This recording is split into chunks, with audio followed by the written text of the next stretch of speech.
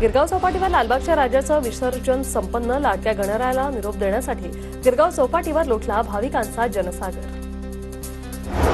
जम्मू काश्मीरमध्ये 5 वाजेपर्यंत 58.19% मतदान. किश्तवाडमध्ये सर्वाधिक 77.23%, तर पुलवामामध्ये सर्वात कमी 43.87% मतदान. साखळी बॉम्बस्फोटानं लेबनन हादरला. 8 जणांचा मृत्यू तर 2750 लोक जखमी. मोदींच्या नेतृत्वात जम्मू काश्मीरमध्ये नवीन अध्याय सुरू झालाय. कलम 370 रद्द केल्यानंतर विकास आणि शांततेचा मार्ग मोकळा झाला. उत्तराखंडचे मुख्यमंत्री पुष्कर सिंह धामी यांची प्रतिक्रिया. मोदी सरकारचा 100 दिवसांचा कार्यकाळ पूर्ण. मोदी सरकार एक देश एक निवडणूक राबवण्यावर निर्णय घेण्याची शक्यता. राहुल गांधींची मानसिकता पाकिस्तानचे संस्थापक मोहम्मद अली जिना यांच्यासारखी. केंद्रीय पेट्रोलियम मंत्री हरदीप पुरी यांची टीका. हरियाणा विधानसभा निवडणुकीच्या पार्श्वभूमीवर काँग्रेसचा जाहीरनामा प्रसिद्ध. मल्लिकार्जुन खरगे यांच्या उपस्थितीत दिल्लीत प्रकाशन.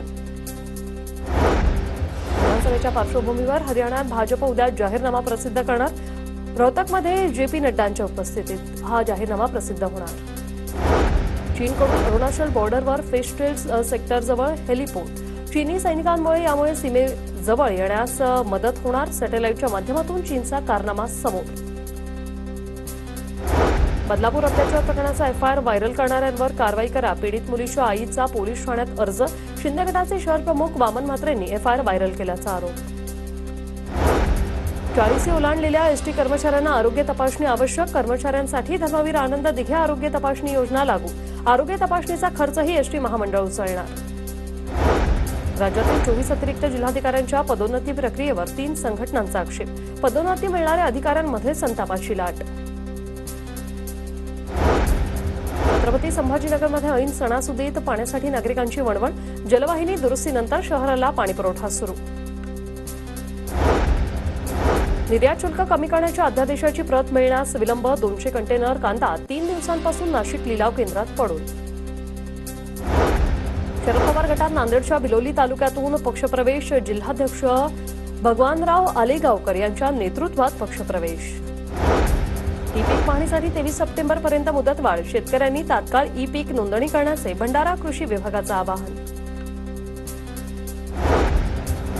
वर्ध्यातल्या सेवाग्राम आश्रमाला शिवसेना नेत्या किशोरी पेडणेकर यांची भेट. सेवाग्राम येथील महात्मा गांधीजींच्या आश्रमाची पाहणी करत जाणून घेतली माहिती.